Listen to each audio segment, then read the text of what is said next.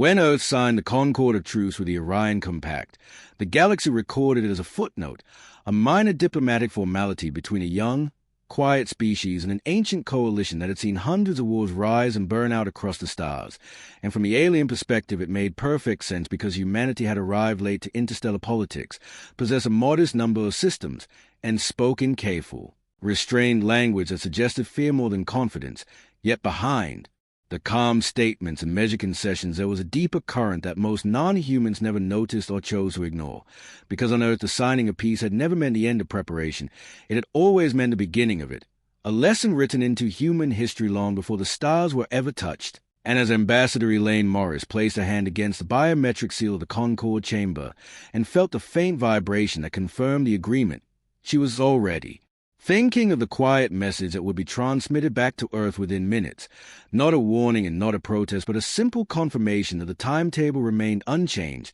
that phase green continued as planned, because the Concord was not a shield but a clock, and the humans intended to be ready when it struck zero. Across the chamber, the senior Orion delegate Frexel of the blue mantle allowed his frill crest to settle in satisfaction, his people reading human body language. Poorly, but interpreting the lack of aggression as capitulation,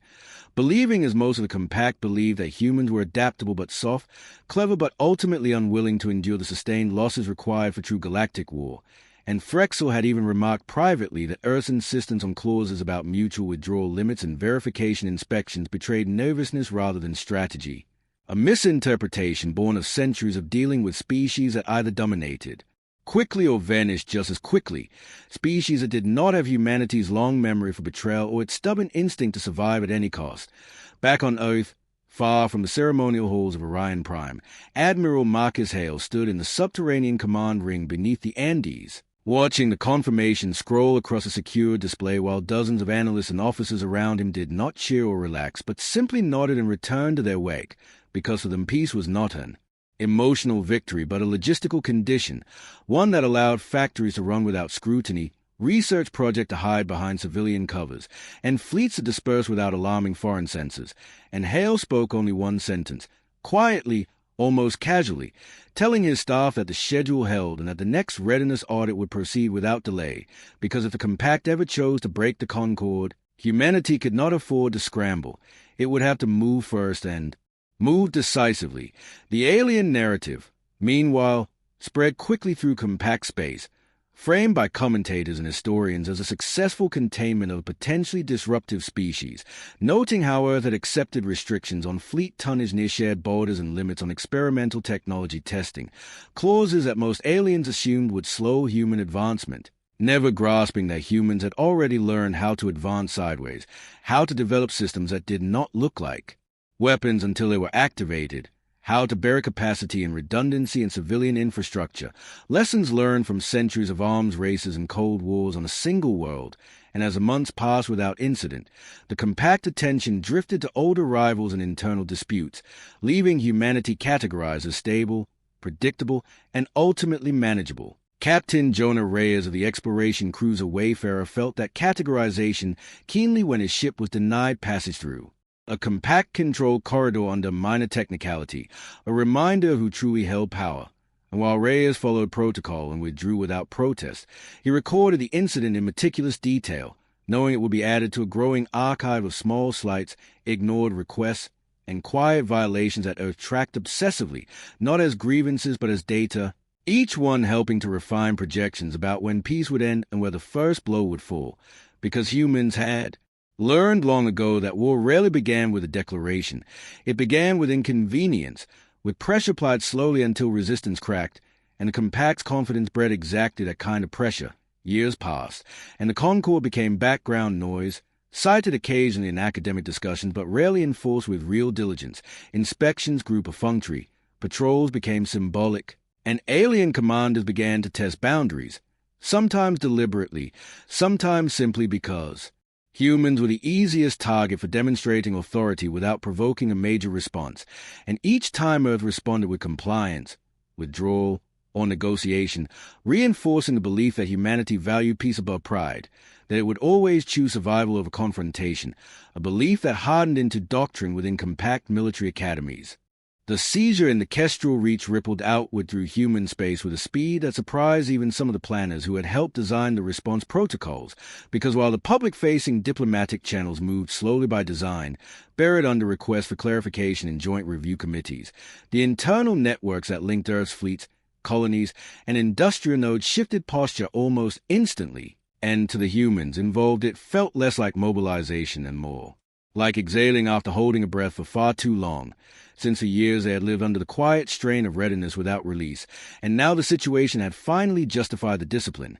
Captain Jonah Reyes, recalled from patrol under pretext of routine reassignment, noticed the difference immediately as he docked at Ceres Station and saw auxiliary berths opening that had been sealed for a decade. Watched supply manifest update in real time with items no civilian ship should ever need, and heard the subtle change in how controllers spoke, fewer pleasantries, more precision, because the mask was coming off within human space even if it remained firmly in place for alien observers. On Orion Prime, Frexel received Earth's formal protest with mild irritation, skimming the carefully worded language that asked for the release of crews and the return of cargo under Concord guidelines. And he approved a delayed response intended to reinforce the Compact's authority, never considering that the delay itself would be treated by humans as confirmation rather than insult,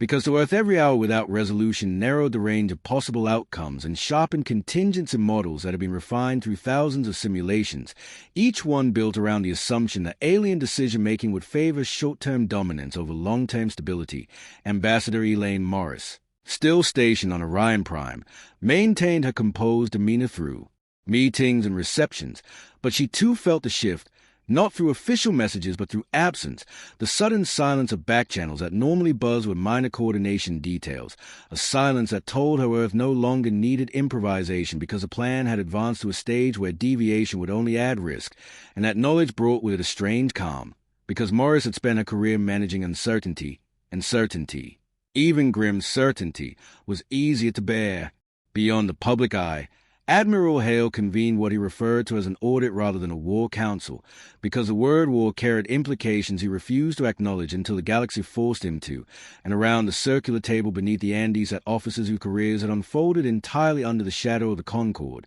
men and women who had trained for battles no one believed they would ever fight, and Hale spoke plainly, telling them that the Compact had crossed the behavioral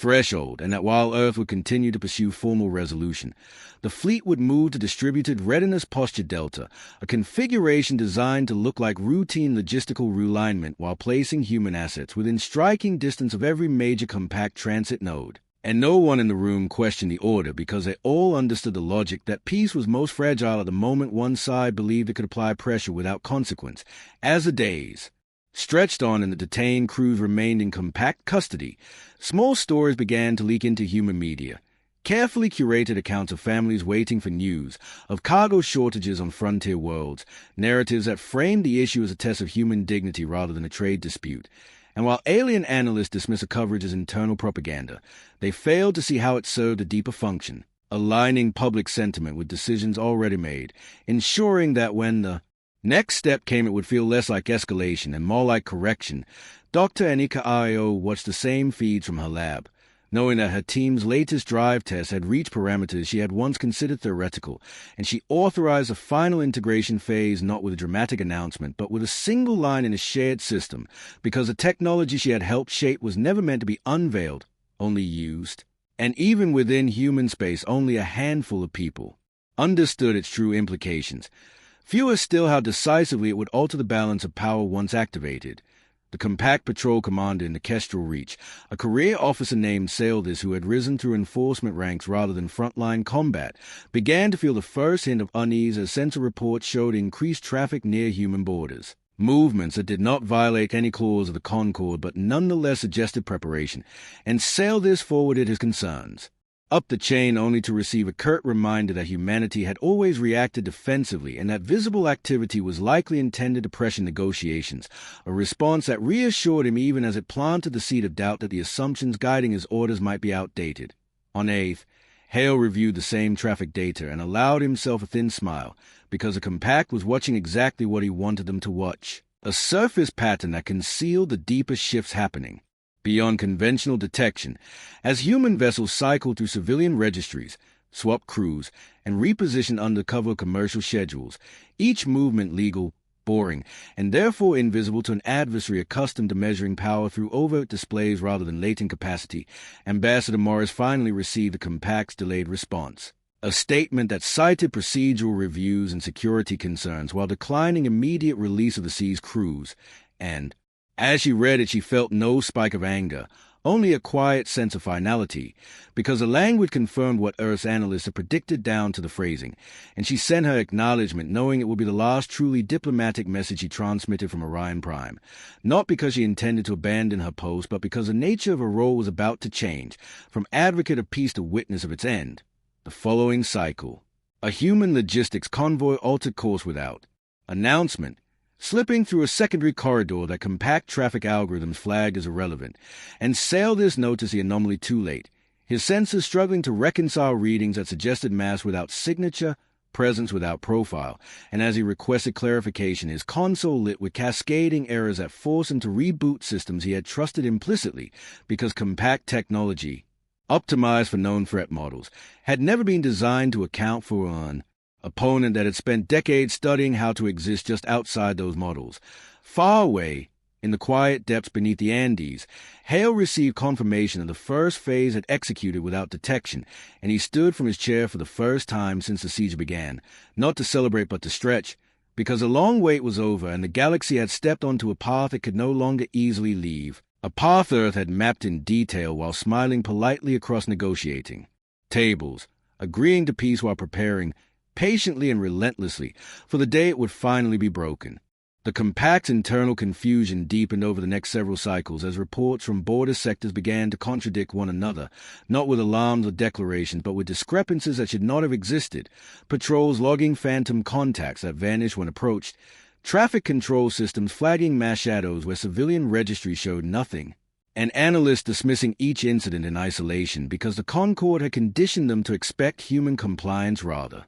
than deception, a blind spot that humanity had counted on from the very beginning, since humans understood that the most reliable way to hide preparation was to behave exactly as expected until the moment behavior no longer mattered. Sailors, increasingly uneasy, requested additional sensor sweeps in the Kestrel Reach only to be overruled by superiors who saw no justification for escalation, reminding him that provoking Earth prematurely could undermine the Compact's negotiating position, a reminder that perfectly encapsulated the flaw in their reasoning because they still believed negotiation was a central axis of human decision-making rather than a tool subordinate to survival and leverage. On 8th, the public debate intensified in carefully managed ways, commentators arguing passionately about dignity, fairness, and the rule of law while never quite crossing into calls for war. Because the goal was not to inflame but to unify, to ensure that when action came it would feel inevitable rather than impulsive, and Admiral Hale monitored sentiment metrics with the same attention he gave fleet readiness, knowing that in human history wars lost public support long before they lost battles, a lesson he had no intention of relearning. Captain Jonah Reyes found himself reassigned again, this time to a vessel that officially did not exist, a ship registered as a deep space survey platform, but equipped with systems he recognized instantly from classified briefings, and as he walked its decks, he felt a strange mix of pride and apprehension that came with realizing he was finally seeing the full shape of what humanity had been building in the shadows of peace, not a single superweapon or overwhelming fleet, but an ecosystem of capabilities designed to complement, confuse, and overwhelm an adversary that relied on rigid hierarchies and predictable responses. Dr. Anika Rao received word that her propulsion systems had performed within expected tolerances during live integration tests, a dry technical confirmation that nonetheless carried enormous weight, because it meant human ships could now choose when and where to be seen in ways compact physics models simply could not reconcile,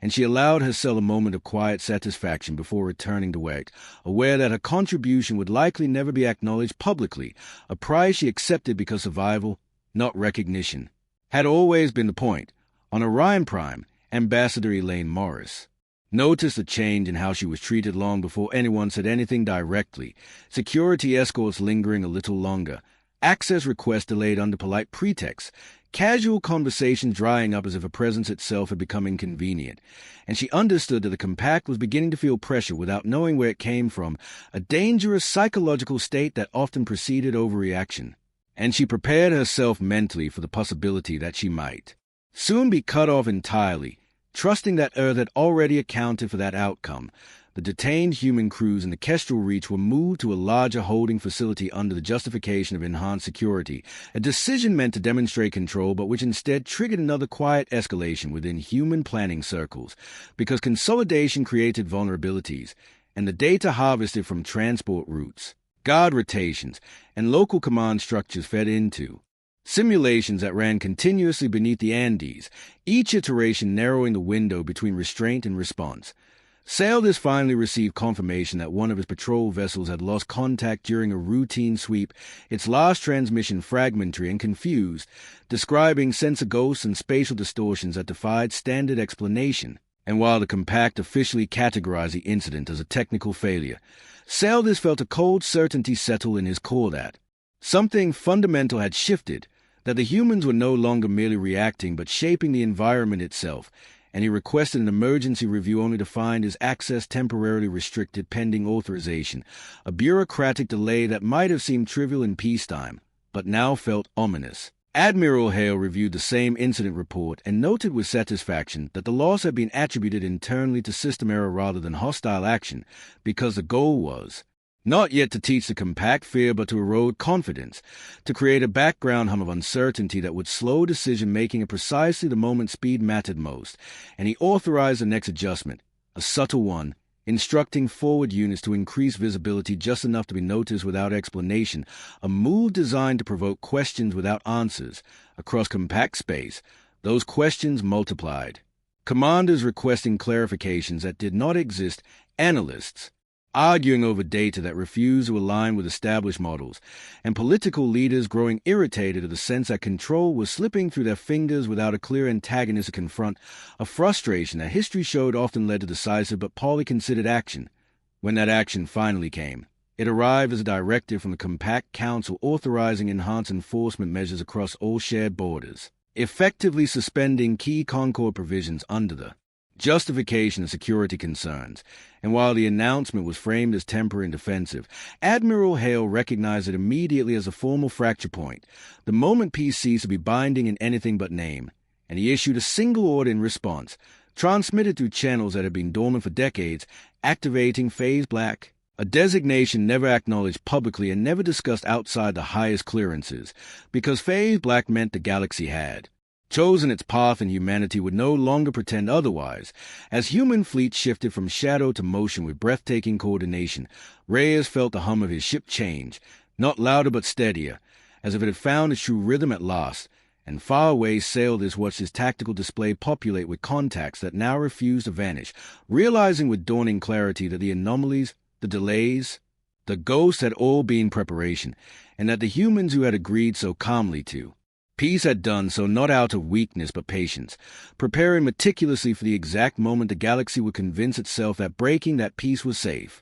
The declaration of enhanced enforcement sent a wave of relief through Compact political circles because it felt like decisive action, a reclaiming of authority that reassured nervous delegates and quieted analysts who had begun whispering about unseen threats. Yet that relief never reached the border commands where officers like Sailors now face a reality that refused to fit official narratives. As human contacts multiplied across his tactical displays in patterns that were neither aggressive nor retreating but simply present, occupying space with an ease that suggested complete confidence, and when he attempted to establish standard challenge protocols, the responses came back perfectly formatted, legally impeccable, and utterly unhelpful, citing Concord clauses that the Council itself had just suspended, a paradox that tied his command authority into knots because every response he prepared seemed either illegal or insufficient. On 8th, the public announcement of the Compact's decision landed exactly as Hale had predicted, framed by human media not as a provocation but as confirmation that the Concord had always been conditional,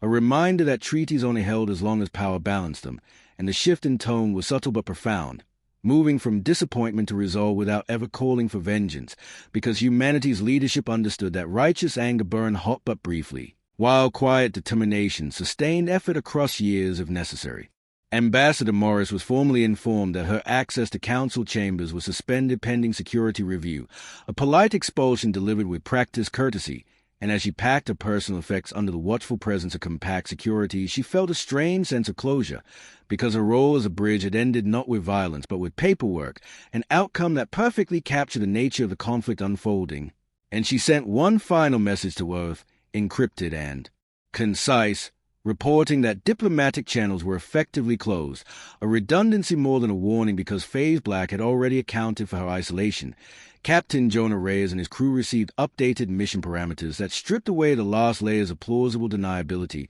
reframing their objectives not as observation or deterrence but as shaping actions. A phrase that would have sounded abstract months earlier but now felt concrete as his ship slipped through regions of space the Compact considered secure, moving with a freedom that bordered on casual, and Reyes realized that the true shock for the galaxy would not be human firepower but human presence, the sudden understanding that Earth could reach anywhere of importance faster than compact command structures could react. Dr. Anika Rao monitored live telemetry from multiple vessels simultaneously and felt a tightening in her chest as data confirmed what years of theory had promised, that the new drives did. Not merely move ships faster, but disrupted local assumptions about causality and detection, creating windows of uncertainty that human commanders exploited instinctively, because where aliens saw gaps and anomalies, humans saw opportunities, and IO knew that once those opportunities were fully understood by the enemy, it would already be too late to counter them. Sailors attempted to consolidate his patrols, believing concentration would at least restore clarity, only to find his orders delayed by conflicting directives from higher command, each one responding to different interpretations of the same fragmented intelligence. And as his ships maneuvered awkwardly, he felt the first true fear of his career, not fear of destruction but fear of irrelevance, the realization that the systems he trusted to grant him authority and situational awareness were being outpaced by events, leaving him reactive in a conflict that punished hesitation more than error. Admiral Hale watched Compact Command traffic spike as requests for clarification flooded their networks, a predictable surge that validated his decision to emphasize information warfare over brute force in the opening phase, because confusion consumed resources as effectively as battle, and he authorized the release of selected data packets into compact channels, fragments of sensor logs and navigation traces that were accurate but incomplete, designed to hint at capabilities without defining them, a psychological maneuver intended to force the enemy to imagine worst cases rather than confront known limits. Across human space, reserve units transitioned smoothly into active roles, not with dramatic ceremonies but with routine efficiency, crews reporting for duty as if responding to any other assignment,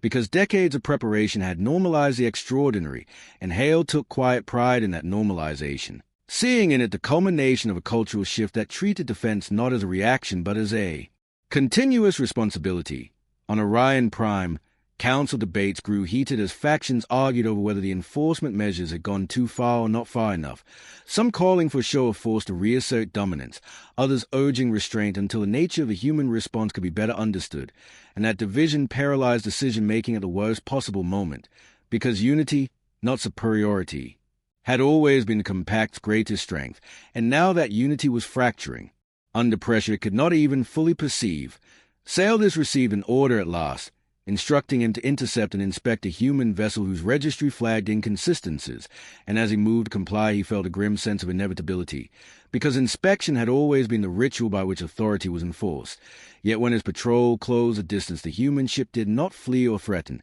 It simply waited, broadcasting compliance, while its presence distorted his senses so thoroughly that he could no longer be certain where it truly was. And in that moment Sailors understood that the conflict had crossed a threshold no declaration could mark, because the humans were no longer contesting Compact's rules. They were rendering them obsolete, and far away beneath the Andes, Hale watched the interception unfold and allowed himself a rare moment of reflection, knowing that the galaxy had finally reached the stage Earth had prepared for all along, where peace was no longer a shared illusion but a memory, and preparation gave way, inevitably and irrevocably, to action.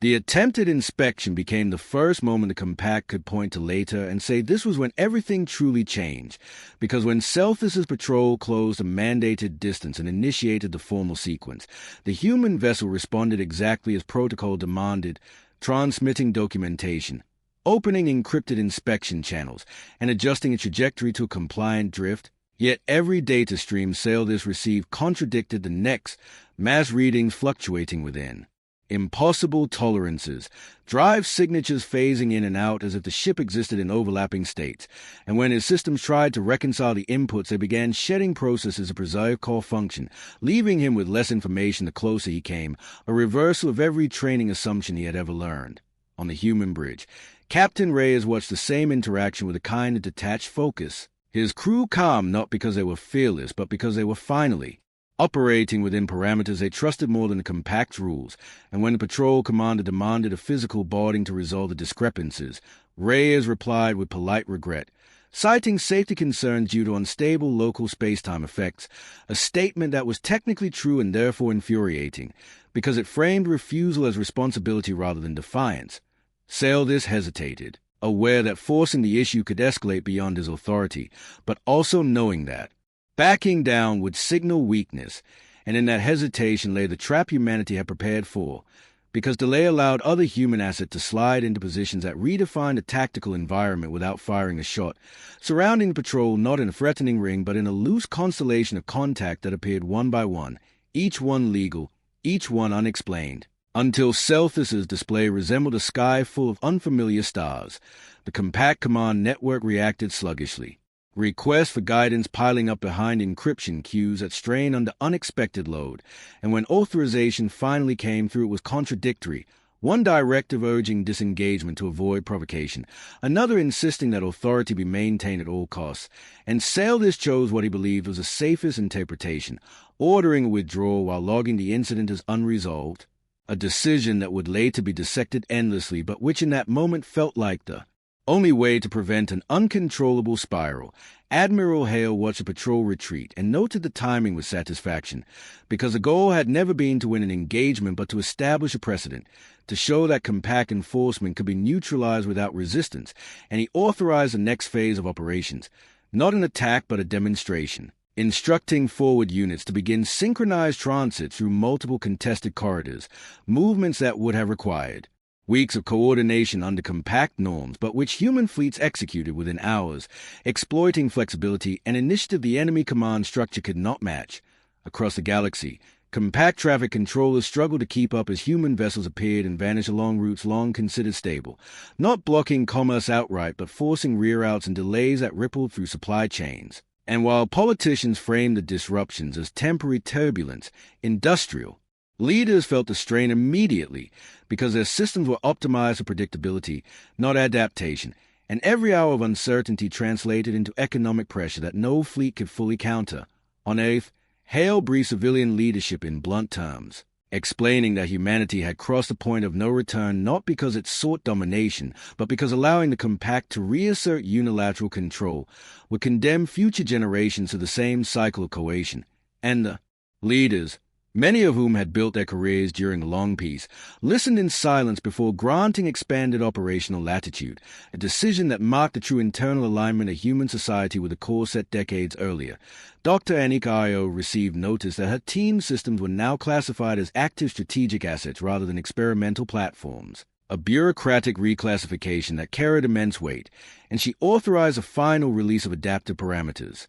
that allowed field commanders limited discretion over drive behavior, trusting human judgment over centralized control, a gamble that paid off almost immediately as ships began using the technology in ways no simulation had predicted but which consistently outpaced Compact responses. Ambassador Morris, confined to a residential district on Orion Prime, felt the city around her grow tense as news of disruption spread, alien civilians sensing instability without understanding its source, and she realized that for the first time the Compact's core world were experiencing what humanity's border colonies had lived with for years. The quiet anxiety of knowing power was present but unaccountable. Saldis submitted his after-action report knowing it would be buried under higher-level concerns, and as he stood down from active command pending review, he felt not shame but a weary clarity, because he now understood that the humans had never been playing the same game, that while the Compact measured strength through visible dominance, humanity measured it through options, and in the space of a single encounter those options had multiplied beyond his ability to track.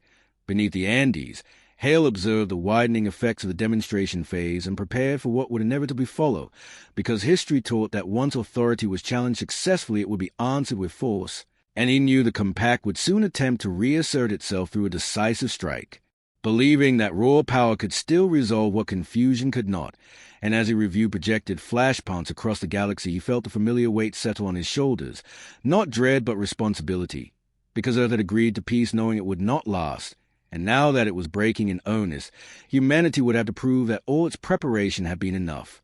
The decisive strike the Compact chose was meant to be symbolic rather than catastrophic, a calculated show of force aimed at reminding humanity of the hierarchy the Concord had supposedly enshrined. And so a coalition task group was assembled and dispatched toward Helios Station, a major human logistics hub position just far enough from Earth to be vulnerable but close enough to carry psychological weight. Because Compact strategists believed that damaging infrastructure without provoking mass casualties would shock humans back into compliance, a belief rooted in centuries of dealing with species that fractured under pressure, and when the task group translated into the system it did so openly, broadcasting authority codes and demands for immediate surrender, convinced that transparency equaled control. On Helios Station, alarms sounded not in panic but in sequence. A measured escalation that reflected rehearsed certainty rather than surprise, and Station Director Lena Okafor initiated evacuation protocol for non-essential personnel while calmly confirming readiness with orbiting defense craft that looked unimpressive by Compact standards, small, modular vessels that lacked the intimidating silhouettes alien admirals favored. Yet each one carried systems tuned to exploit the same blind spots that had plagued Selphus's patrol, because Helios had always been designed as a testbed, a place where theory met consequence. Admiral Hale watched the task group's approach and authorized engagement parameters that limited human response to local assets only, a restraint that baffled some of his staff but which served precise purpose, because he wanted the Compact to believe this was the extent of Earth's reach, that humanity was reacting defensively rather than revealing depth, and that belief would shape the enemy's next decisions in ways Hale could already predict. Captain Jonah Reyes' ship held position beyond conventional sensor range, its presence masked not by invisibility but by irrelevance, and Reyes felt the tension rise as he listened to Compact broadcasts echo across open channels, the language formal, almost ceremonial, because aliens valued ritual even in conflict, a habit humans had learned to use against them. The first exchange was brief and devastatingly asymmetrical. Compact vessels unleashing concentrated fire intended to overwhelm Helios' outer defenses in a single display, only to find their targeting solutions degrading mid-volley. Energy dispersing unpredictably as human systems altered local conditions in ways Compact weapons could not compensate for, and when Helios' defenses responded they did so with precision rather than volume, disabling drives, severing coordination links, and isolating ships from one another without destroying them, a choice that sent a clear message that humanity was not lashing out but demonstrating control. Across the Compact task group, confusion spread faster than damage. Captains reporting losses without clear cause, command channels flooding with overlapping requests for guidance, and when their flagship attempted to assert authority by repositioning it found it maneuvering delayed by fractions of a second that compounded into helpless drift, a subtle failure that eroded confidence far more effectively than catastrophic destruction ever could. Dr. Anika Rao watched the telemetry stream with clinical focus, noting how real-world variables exceeded simulated outcomes, confirming that human adaptability under pressure amplified technological advantage, and she recorded the data not for accolade but for refinement, because even now she assumed this would not be the final confrontation, only another layer in a conflict humanity intended to survive rather than glorify. Ambassador Morris, observing events through restricted feeds on Orion Prime, felt a quiet ache as she realized how thoroughly the Compact had misread human restraint, mistaking moral choice for incapacity. And she wondered how many civilizations before hers had made the same mistake when dealing with a species that smiled, negotiated, and waited while building contingencies for every betrayal history had ever taught them to expect. Sailors, reassigned to an advisory role far from the front, received fragmented reports of the Helios engagement and felt both dread and grim vindication, because the patterns he had sensed were now undeniable. The humans were not fighting for territory or pride but for autonomy, and that made them far more dangerous than any empire seeking expansion. Admiral Hale ended the engagement not with pursuit but with withdrawal, ordering Helios' defenses to stand down once the Compact task group was neutralized and allowing damaged enemy vessels to retreat, a mercy that baffled Compact observers and infuriated hawks within human leadership. Yet Hale understood that fear without understanding bred reckless escalation, while fear paired with unanswered questions bred hesitation. and hesitation was a true strategic objective. As news of the failed strike spread through compact space, confidence wavered. Councils convened in emergency session, and long-suppressed doubts about the Concorde's wisdom resurfaced with force, because the galaxy was being forced to confront a reality it had avoided for decades. That humanity had not been preparing for conquest, but for the day it would have to stand alone against a system that mistook patience for weakness. And as Hale reviewed the shifting projections, he saw the conflict approaching its final phase, not a climactic battle, but a reckoning, one in which the galaxy would have to decide whether it could coexist with a species that refused to be ruled, because Earth had never agreed to peace in the hope it would last forever, only in the certainty that when it broke, humanity would be ready. The aftermath of the Helios engagement spread through the galaxy like a shockwave that no sensor could track, not because of the damage inflicted, but because of what had been revealed, a quiet but devastating truth that the Compact's authority depended less on strength than on the belief that it could not be challenged, and once that belief cracked, it began to crumble everywhere at once, border governors hesitating before issuing orders, fleet commanders double-checking assumptions they had once gone unquestioned, and council delegates discovering that their unity had been sustained by confidence rather than consensus. A confident humanity had just dismantled without declaring war. Admiral Hale convened his final strategic briefing not to plan conquest but to assess stability, reviewing reports that showed compact task groups standing down across multiple sectors. Commerce resuming cautiously as human ships maintained visible but non-aggressive presence along critical routes. And for the first time since the Concorde, he allowed himself to consider the possibility that preparation had achieved its ultimate purpose, not to win a war but to make one unnecessary by proving it unwinnable on Compact's terms. On Orion Prime, emergency sessions dissolved into fractious debate as factions blamed one another for provoking Earth, some arguing that enforcement had gone too far, others insisting it had not gone far enough, and that paralysis became the final verdict on the old order. Because an empire that could not decide could not command, and into that vacuum stepped a reality no one had planned for, that humanity would not seize control or dictate terms, but simply refuse to accept any structure that relied on intimidation, forcing the galaxy to adapt rather than submit. Ambassador Elaine Morris was quietly released from restriction and invited back into council chambers not as a petitioner but as a participant, her presence signaling an unspoken concession that dialogue could no longer proceed from assumed superiority, and as she took her seat she spoke not with triumph but with weary clarity, reminding the delegates that Earth had honored the Concorde until it was broken and that the response they had witnessed was not escalation but enforcement of autonomy, a line drawn not in anger but in resolve. Captain Jonah Reyes received orders to return his ship to routine patrol status, a transition so smooth it felt anticlimactic, and as he watched familiar trade lanes reappear on his displays, he reflected on how strange it was that decades of preparation had culminated not in a final battle but in a collective pause, the galaxy catching its breath as it recalibrated around a species that had proven it could not be coerced. Dr. Anika Rao's work was reclassified once more, this time not as secret but as foundational, her system becoming part of a broader framework shared selectively with allies and observers under new agreements that emphasized transparency over restriction, a reversal of the old model that sought stability through balance rather than dominance, and Io found satisfaction not in victory but in knowing her contributions had helped shift the logic of power itself. Sailders, reviewing declassified summaries from his advisory post, recognized the pattern with a clarity born of hard experience, understanding that the Compact had lost not because it was weak but because it had misunderstood its opponent, treating peace as a reward granted rather than a condition maintained, and in that misunderstanding it had revealed the limits of its own worldview. Beneath the Andes, Hale stood alone in command ring for the last time. The countdown boards dark, the phase is complete, and he felt neither relief nor pride, only a quiet certainty that the long vigilance had been justified, because Earth had survived not by striking first or hardest, but by refusing to be unprepared, agreeing to peace while never confusing it with safety. And as new negotiations began across the stars under frameworks that acknowledged humanity as an equal rather than an exception, the galaxy slowly learned the lesson written into human history since its earliest wars, that peace endured only when backed by readiness, and that those who prepared patiently were not hoping for conflict but ensuring they would never be at another's mercy again.